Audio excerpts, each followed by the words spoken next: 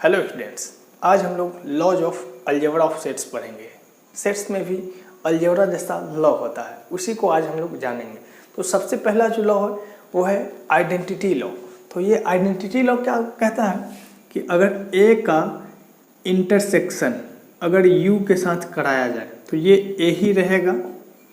Second क्या है कि अगर ए का यूनियन फाई के साथ कराया जाए तो ये ए ही रहेगा। ठीक है, इसमें चेंज नहीं होता है। ये सब ये क्लियर है। ऐसे ही देखिए, यू मतलब पूरी दुनिया और आप दोनों का इंटरसेक्शन, तो आप ही तो बचिएगा। ठीक है, और फिर क्या है A union phi, A union phi, A में कुछ नहीं जोड़ा जाए तो वही रहेगा। ठीक है, ए यूनियन फाई ए ही होता है। सेकेंड जो लॉ है वो है आइडेम्पिटेंट लॉ।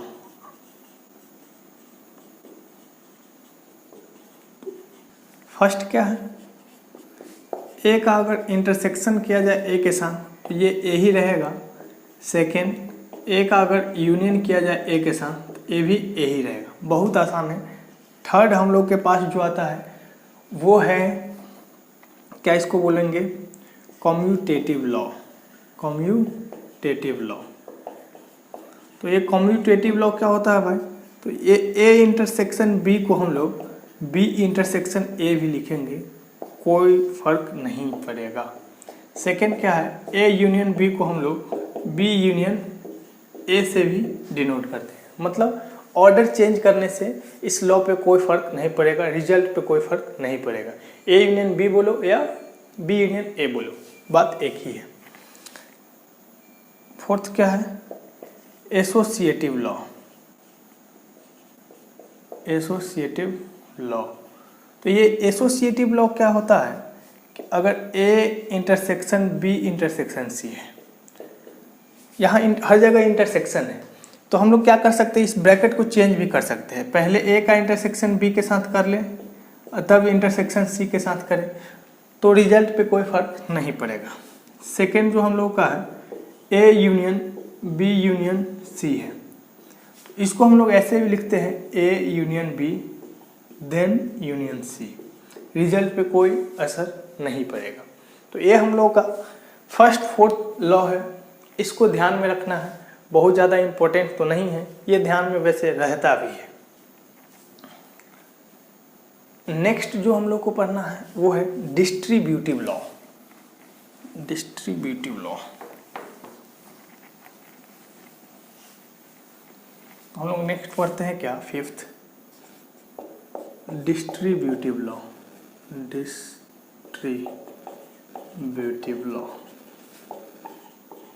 तो ये क्या है, ये ऐसा है कि अगर A intersection B union C है, यहाँ तीन सेट्स है ए बी एंड सी, तो क्या है A intersection B union C है, तो हम लोग क्या करते हैं, ये डिस्ट्रीब्यूट होता है। कैसे होता है, ऐसे हम लोग समझते हैं कि 2 ऐसा लिखते हैं x इंटू ये है y प्लस जे, तो इसको हम लोग क्या लिखेंगे x इंटू वाई, प्लस है तो प्लस x इंटू जेड, ऐसे ही तो लिखते हैं ना। वैसा ही ये भी है, a इंटरसेक्शन b मतलब इंटू, इंटरसेक्शन मतलब वैसे जनरली इंटू ही होता है, यूनियन, अब इसके बाद यूनियन लिखेंगे, फिर क्या a intersection c, a intersection c।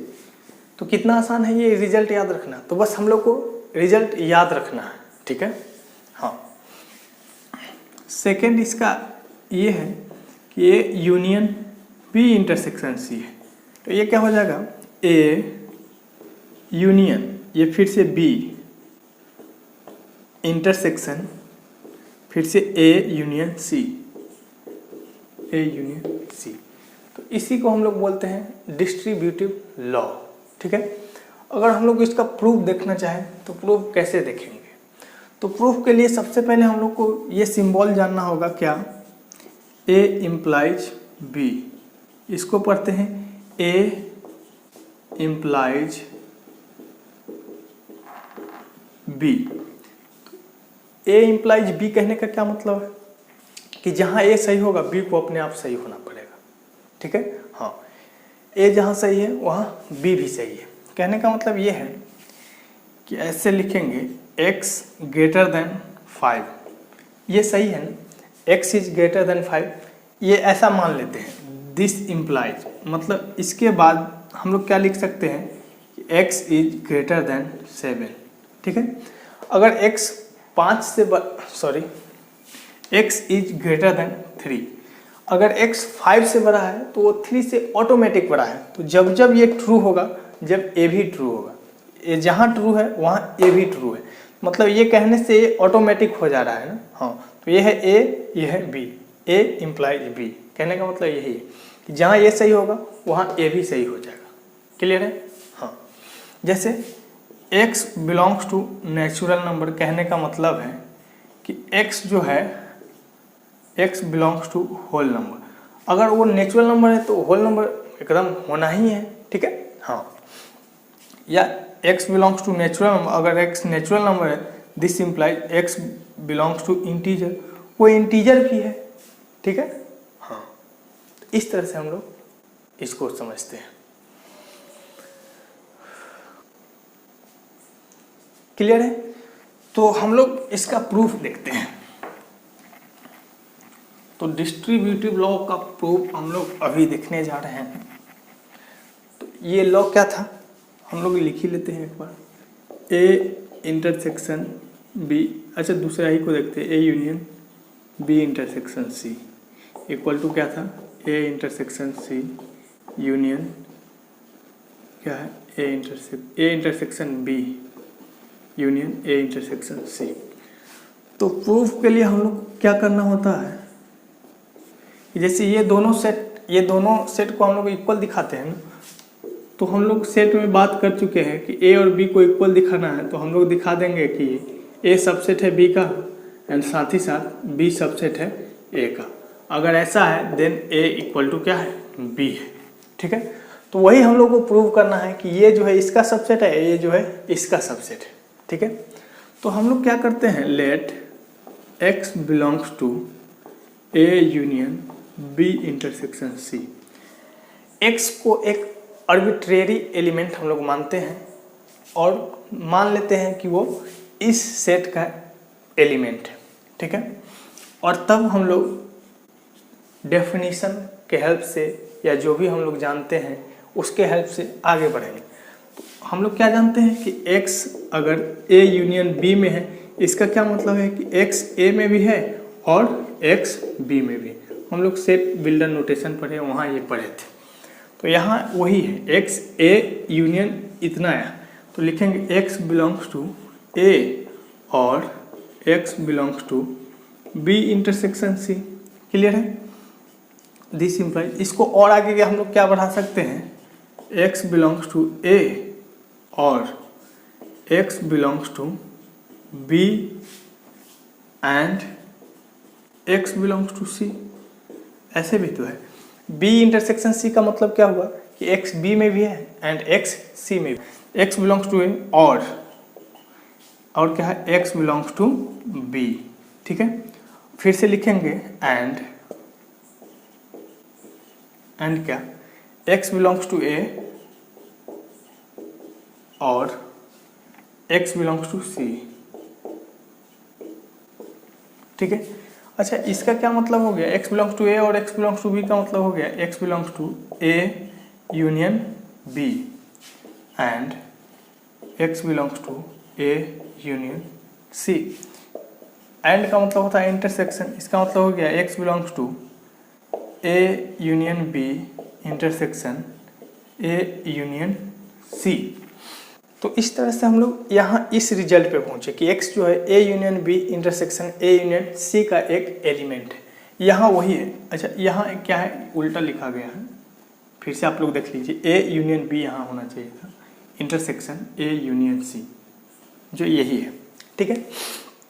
तो हम लोग प्रूव कर चुके हैं कि x इसका एलिमेंट होगा तो इसका भी एलिमेंट हो जाएगा, मतलब x belongs to A then x belongs to इसमें, ठीक है। मतलब इसका सभी एलिमेंट इसमें है, तो इसको हम लोग क्या बोलेंगे, this implies A union B intersection C is subset of A union B intersection A union C। तो अभी हम लोग एक पार्ट को प्रूव कर चुके हैं, क्या कि ये जो है इसका सबसेट है। अब इसका उल्टा करना है कि ये जो है इसका सबसेट है, तो इसके लिए भी यही काम हम लोग करेंगे, ठीक है। तो उसको भी हम लोग देख ही लेते हैं। तो सेकेंड लेट नाउ, अब क्या करेंगे, लेट y बिलोंग्स टू, इस पार्ट को लिखेंगे A union B intersection A union C। अगर ये नहीं समझ में आए तो यहाँ से भी हम लोग वैसे देख कर लिख सकते हैं कि ये इसमें है तो ये उल्टा चलते जाएगा, ठीक है, ऐसे फिर ऐसे फिर ऐसे, फिर हम लोग यहाँ पहुँच जाएंगे। वैसे हम लोग देखते हैं y बिलोंग्स टू इतना, इंटरसेक्शन इतना, इंटरसेक्शन का मतलब क्या होता है, एंड। तो क्या हो गया, y belongs to A union B and y belongs to A union C। आगे बढ़ेंगे तो ये हो जाएगा y belongs to A union B का मतलब हो गया A, y belongs to A और B, या ऐसे y बिलोंग्स टू A और y belongs to B। And है तो यहाँ एंड लिखेंगे, क्या हो जाएगा, y बिलोंग्स टू A और y बिलोंग्स टू C। आगे बढ़ेंगे, y बिलोंग्स टू A यहाँ क्या है, कॉमन है, तो इसको कॉमन लेते हैं, y belongs to A common है, और क्या कॉमन है, और भी कॉमन है, तो और भी कॉमन ले लिए, क्या बचा, y belongs to B and क्या है, y belongs to C, y belongs to C। इसको आगे बढ़ते हैं, y बिलोंग्स टू A का मतलब हो गया A और, y बिलोंग्स टू A और, y belongs to B and C का मतलब हो गया y belongs to B intersection C। इसका मतलब हो गया y बिलोंग्स टू A और का मतलब यूनियन, फिर क्या है B इंटरसेक्शन C। तो हम लोग क्या माने हैं, y को माने हैं इसका एलिमेंट, y आ गया है इस सेट में। दिस इम्प्लाइज, हम लोग क्या लिखेंगे, ये जो सेट है इसका क्या है, सबसेट है, या ये जो सेट है इसका क्या है, सबसेट है। This implies A union B intersection A union C is subset of, क्या लिखेंगे, this set A union B intersection C, ठीक है। तो इस तरह से हम लोग प्रूव करते हैं। हैंस क्या हो गया, hence from first and second, ऐसे भी लिख सकते हैं, इसको फर्स्ट इसको second, hence from first and second क्या हो गया, A क्या है, union B intersection C equal to A union B intersection A union C, ऐसा, ठीक है। तो उम्मीद करता हूँ ये समझ में आया होगा। हम लोग अब अगले लॉ की तरफ बढ़ते हैं। नेक्स्ट हम लोग को पढ़ना है D Morgan's law. D Morgan's law 5th 6th है, क्या है, डी मॉर्गन्स लॉ। तो ये क्या है, ये है कि A इंटरसेक्शन B का अगर कॉम्प्लीमेंट करे तो ये भी अलग अलग हो जाता है। क्या होता है, A का कॉम्प्लीमेंट फिर B का कॉम्प्लीमेंट, लेकिन यहाँ साइन जो होता है वो चेंज हो जाता है। यहाँ इंटरसेक्शन है तो ये हो जाएगा यूनियन, क्लियर है, हाँ। तो इंटरसेक्शन क्या बन जाता है, यूनियन बन जाता है। और क्या है, सेकेंड जो है इसका वो है A यूनियन B का कॉम्प्लीमेंट। तो A यूनियन B का कॉम्प्लीमेंट क्या होता है, तो ये होता है A का कॉम्प्लीमेंट B का कॉम्प्लीमेंट, बस यूनियन है तो ये हो जाएगा इंटरसेक्शन हो जाएगा, ठीक है। इसका प्रूफ भी वैसा ही है, सिंपल सा। अगर करना चाहे तो हम लोग करते हैं, एक का करते हैं, देखते हैं प्रूफ फर्स्ट का। तो क्या है, लेट हम लोग मान लेते हैं x belongs to A intersection B dash. This imply, हम लोग क्या जानते हैं कि x किसी सेट के कॉम्प्लीमेंट में, मतलब उस सेट में नहीं है। This implies x does not belongs to, ऐसा, A intersection B। x does not belongs to A intersection B।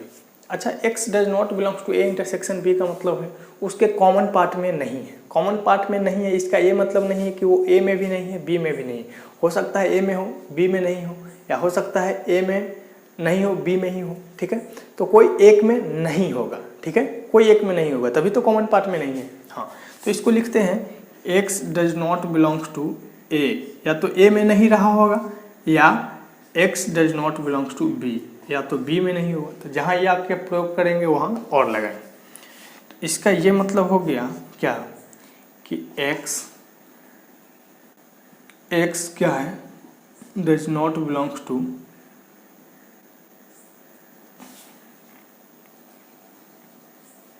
अच्छा ये क्या, x does not belongs to a और x does not belongs to b। अच्छा, इसको हम लोग क्या लिखेंगे, x a में नहीं है, इसका मतलब x जो है a डैश में है, a के कॉम्प्लीमेंट में है, ठीक है, और x जो है b के कॉम्प्लीमेंट में है, ठीक है। इसका मतलब क्या हो गया, x belongs to a complement, और कोई यूनियन बोलते हैं, union b complement. This implies, हम लोग प्रूव कर चुके हैं क्या कि x इसमें मानकर चले थे, इसमें आ गया, इसका मतलब जो है a इंटरसेक्शन b कॉम्प्लीमेंट जो है सबसेट है किसका, a complement union b complement. अब उल्टा चलेंगे नाउ, अब क्या मानेंगे, लेट y बिलोंग्स टू क्या है उल्टा, a dash union b dash. आगे हम लोग बढ़ेंगे, क्या हो जाएगा, y a डैश में है और b डैश में है, इसका मतलब है y belongs to a dash और y belongs to b dash. और कैसे लिख दे रहे हैं, यूनियन है ना, यूनियन का मतलब होता है और। This implies y does not belongs to a dash में है, इसका मतलब a में नहीं है, और y does not belongs to b, a में भी नहीं है और b में भी नहीं है। इसका क्या मतलब है, a या तो a में नहीं है या तो b में नहीं है, मतलब वो इसके कॉमन पार्ट में नहीं है। x does not belongs to a intersection b, इसका क्या मतलब है, a इंटरसेक्शन b में नहीं है, इसका मतलब इसके कॉम्प्लीमेंट में है, x belongs to a intersection b का कॉम्प्लीमेंट। तो हम लोग यहाँ y लिखेंगे, तो हम लोग y माने थे, इसमें आ गया है, इसमें इसका क्या मतलब है, a dash union b dash is subset of a intersection b dash, ठीक है। तो फ्रॉम फर्स्ट एंड सेकेंड क्या लिखेंगे, from first and second we get, क्या लिखेंगे, जो रिजल्ट है वो हम लोग लिख देंगे। तो यही कुछ लॉ था, और कुछ तो वो फॉर्मूला है जो हम लोग पढ़ चुके हैं पिछले लेक्चर में। तो आज हम लोग इतना ही रखते हैं, और एक वीडियो बनेगा इस पे कि जिसमें प्रूविंग कैसे रिजल्ट को प्रूव करते हैं वो पूरा हम लोग पढ़ेंगे। तो उसके लिए हम लोग इस रिजल्ट को यूज करेंगे, तो इस रिजल्ट को याद होना ज़रूरी है। अच्छा, रिजल्ट को याद करने के साथ साथ ये भी थोड़ा सा याद कर लेना है, डी मॉर्गन्स लॉ है ये, ठीक है। हाँ, तो मिलते हैं अगले लेक्चर में, बेस्ट ऑफ लक।